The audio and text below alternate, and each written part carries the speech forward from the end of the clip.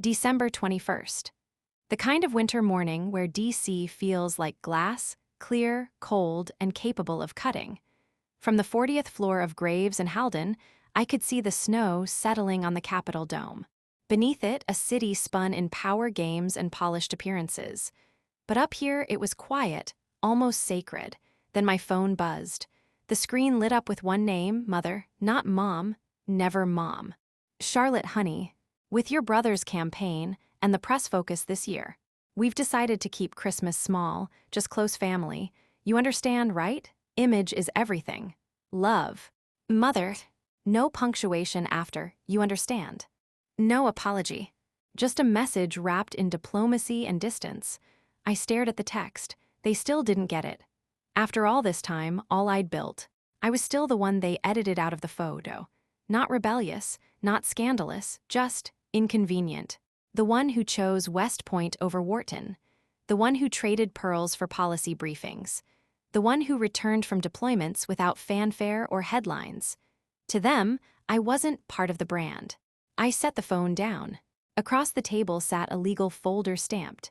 Federal Infrastructure Modernization Contract, Final Draft. Underneath that, another line. Strategic Oversight Firm, Graves and Halden Strategies. Mine. What they didn't know was that the deal Julian, my brother, had spent 6 months negotiating. The deal he called his legacy project on national television was waiting for one final signature, mine. And I wasn't sure I felt generous this Christmas. I wasn't always invisible, but I learned the value of silence early. At 17, I turned down an early admission to Harvard Business School. My father called it a juvenile stunt. My mother cried for 2 days, mostly because she'd already told her bridge club. Julian shrugged and said, "She'll be back by spring." I didn't come back. Instead, I reported to West Point with one suitcase, one pair of boots, and a name no one cared about. Graves didn't matter there. Your rank did. Your discipline did. Whether you kept standing after 3 hours in freezing rain, that mattered. I did. Top 5% of my class. Systems engineering with a focus on logistics under fire. Graduated straight into an analyst role under the Department of Defense. From Kabul to Stuttgart, I rebuilt what others let collapse.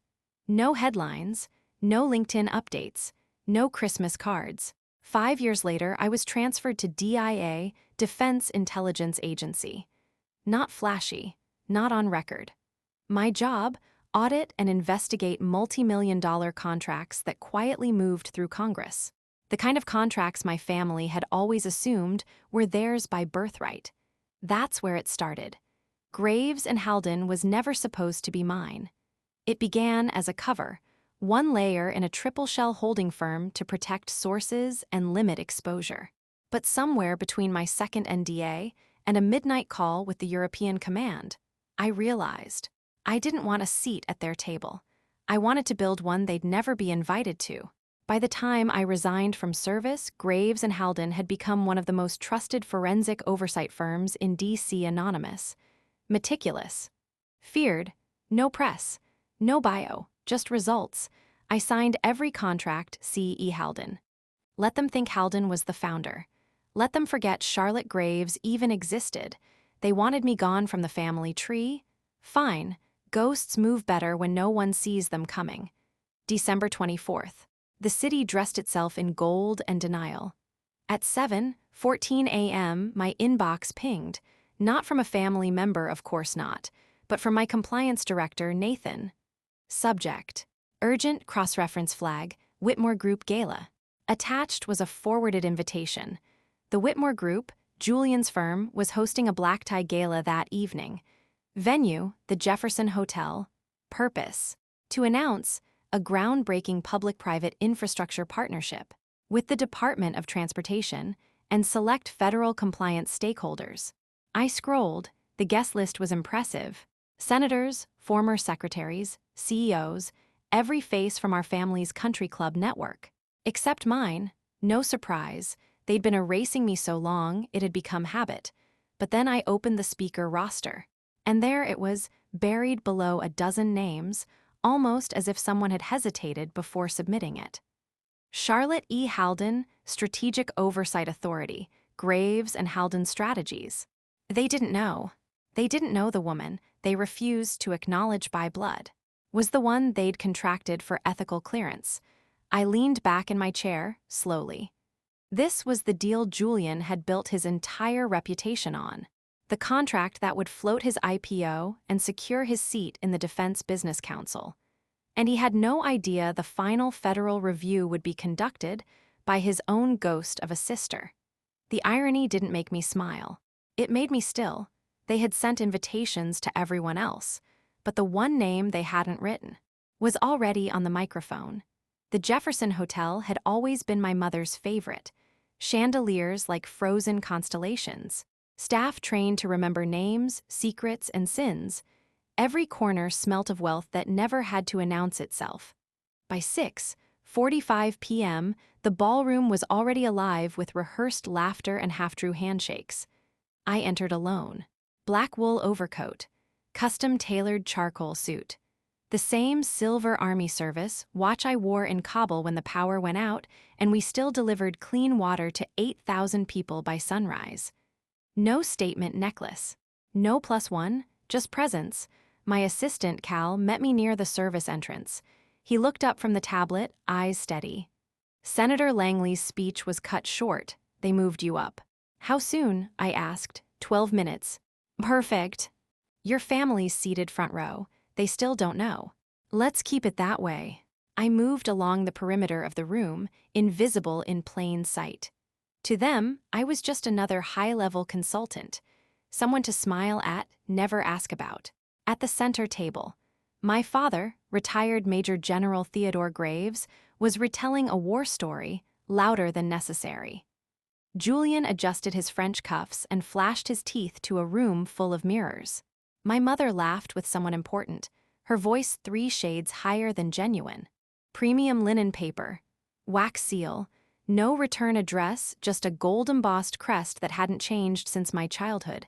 I opened it slowly, not because I cared, but because I wanted to know what their desperation looked like when written in legalese. To Commander Charlotte E. Graves, in light of recent events, and in acknowledgement of your leadership and accomplishments, the Board of Whitmore Group hereby offers you a permanent executive board seat, full voting rights, a 7.5% equity, an official public apology to be released across our major press channels. We recognize that past actions may have caused unintended distance, and hope this will mark the beginning of reconciliation. It was signed by Julian, and somewhat shockingly by my mother, not with love, not even sincerely, just a typed name and a signature that had once signed my tuition withdrawal form when I left for West Point. Cal entered as I was finishing. Let me guess, he said, they want the prodigal commander back. Something like that, I replied. He motioned to the paper. Shredder or fireproof vault? I smiled faintly. Neither. No. Frame it. He raised a brow. Frame it. Next to my commissioning certificate. Right between my Army commendation and my first Graves and Halden contract. Cal chuckled. That'll confuse a few visitors. Good, I said. Let them wonder how much it costs to miss the point. I leaned back in my chair and let the paper sit. A symbol, not of arrival, but of detachment. Of proof that some bridges aren't burned, they're redesigned as one-way exits. They didn't send me a seat at the table. They sent me a receipt. New Year's Eve. No spotlights. No press. Just a quiet townhouse in Georgetown, tucked behind ivy and intention. The kind of place where the doorknob does sparkle, but the silence inside does. I set the table myself. No catering. No assistants. Just 6 chairs, a worn mahogany surface, and the people who had never needed my title to treat me like I mattered. Cal came with his partner. Evelyn Halden, the woman who signed my first ghost contract when I still used initials instead of a name, brought homemade lemon pie. 2 of my former team leads from DIA, now building ethical AI startups, brought wine and a quiet knowing. We toasted with sparkling cider. No forced speeches, just presence. To those who believed in what wasn't visible yet, I said. To those who never needed a press release to show up. To those who understood, you don't need their table when you've built your own. They clinked their glasses softly. Across the room, on the mantel, sat 3 framed items: my West Point commissioning certificate, the founding contract of Graves and Halden, and in the center, gilded like irony itself, the letter offering me the board seat I never asked for and never accepted. It didn't hurt to look at anymore, because that version of me, the one who needed to be invited, was gone. Now, I chose who got to sit. And sometimes, the most powerful seat is the one you walk away from. As the clock neared midnight, someone asked quietly, "Do you ever miss them?" I smiled, soft but clear.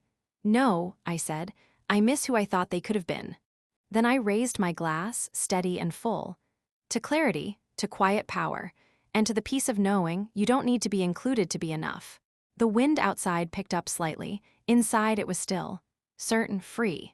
And for the first time in a very long time, I was home. They looked polished. They looked secure, but even a fortress falls when the blueprint changes. I stepped into the wings of the ballroom stage. The MC caught my eye, then leaned into the mic. "Ladies and gentlemen, please welcome the lead strategic oversight authority for tonight's federal review, Commander Charlotte E. Graves, CEO of Graves and Halden Strategies." The room paused. I walked out, calm as protocol. And then it happened. A Navy officer in the front row stood reflexively, raised his hand in salute. "Ma'am, welcome back." It broke the silence like glass. My father blinked once. Julian tilted his head, as if trying to place a face he'd only known in childhood. My mother's hand froze midair, still holding a crystal flute she hadn't yet lifted. The crowd began to clap, soft, unsure. I nodded to the officer, then turned to the podium, and with my first words, I reclaimed the name they tried to bury. "Good evening. My name is Charlotte Graves.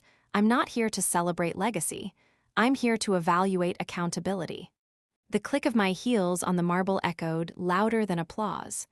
I stood at the podium, not with vengeance, not with bravado, but with the steadiness of someone who's carried classified intel through 3 continents and never once dropped her voice. I looked out across the ballroom. The room held still. Even the chandeliers seemed to listen.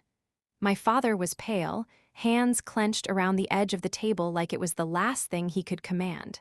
Julian's signature smirk had faded into a fixed, uncertain stare. My mother blinked, just once, as if the sight of me disrupted her sense of time. "Tonight," I began, "is not about celebration. It is about consequence." I tapped the tablet. The first slide lit up the wall behind me. "Independent Ethical Review, Case 291A, Whitmore Group. Summary of Findings." A quiet murmur passed through the room like a change in barometric pressure. Graves and Halden Strategies was appointed to audit the contractual integrity of several federal-private partnerships under review for 2024 implementation. As of last week, one candidate was flagged for misleading financial disclosures, Shell third-party involvement, and high-risk conflict of interest indicators. I didn't flinch. That candidate was Whitmore Group. A wave of tension swept through the guests, sponsors, politicians, executives shifting in their seats. I turned to face my brother. As of 9 a.m. this morning, the Office of Federal Procurement has withdrawn preliminary support for Whitmore Group's bid. Julian opened his mouth to speak, but nothing came out. I didn't let him interrupt. This reassignment was not personal, it was procedural, but let's be honest, had it been personal, the result would be the same. I let that breeze. Then I looked at my father. We are not judged by medals on the wall, but by what we hide behind them. And we are not defined by the name we inherit, but by the choices we make when no one's clapping. Silence, not fear. Not shock, reckoning. I stepped back from the mic. The Department of Transportation will announce the reassigned firm within the hour. I have no further comment. And then I walked off stage, past the stunned senators, the frozen champagne, the family who used to treat me like I didn't exist. Except now, they couldn't look away. By morning, my phone looked like a switchboard from the Cold War. 12 missed calls, 3 voicemails, 1 email titled Family Emergency. None of it unexpected. Julian tried first, then again. Then through his assistant. A desperate call at 2:11 a.m. from a no-caller ID line, clearly my mother, too proud to use her own number. I didn't answer. Some silences aren't passive, they're deliberate. By noon, Cal appeared outside my office. He's here. Julian, I asked without looking up. Third time today, this time he came alone. I nodded, send him up. Julian stepped into the glass office as if entering a foreign embassy, aware every move would be recorded, judged, archived. Gone were the designer smiles. No tailored entourage. Just a brother in a wrinkled shirt and shoes too polished for someone this unraveled. He stood for a beat, scanning the room. Nice view, he muttered. Better than mine ever was. Because I earned mine, I said, still seated. He winced. Look, I know what you're thinking. Do you? I asked, finally meeting his eyes. Because for the last 10 years, I've watched you climb ladders I helped build, while pretending I didn't exist. He sat. For the first time in years, he didn't posture. He folded quietly. She left, he said. Who? Leona. She called off the engagement, said she couldn't be associated with a falling empire. Her words. He gave a hollow laugh. Guess she was never in it for the man, just the brand. I didn't respond. I didn't need to. Dad's drinking again. Boards in panic. Investors pulling back. They're blaming the audit, the media, the timing. But it's not that, is it? I said nothing. Then his voice cracked. It's us. We built everything on sand and smiles and assumed you'd always stay quiet. He looked at me now, not with guilt, but with something rarer, recognition. You deserved more than silence, more than being a footnote. I stood up, walked to the window. I didn't need them to clap, I just needed them to look. He was quiet. Can you forgive us? He asked. I turned back. Forgiveness isn't the hard part, Julian, trust is. And that you'll have to earn. 3 days later it arrived. A thick white envelope.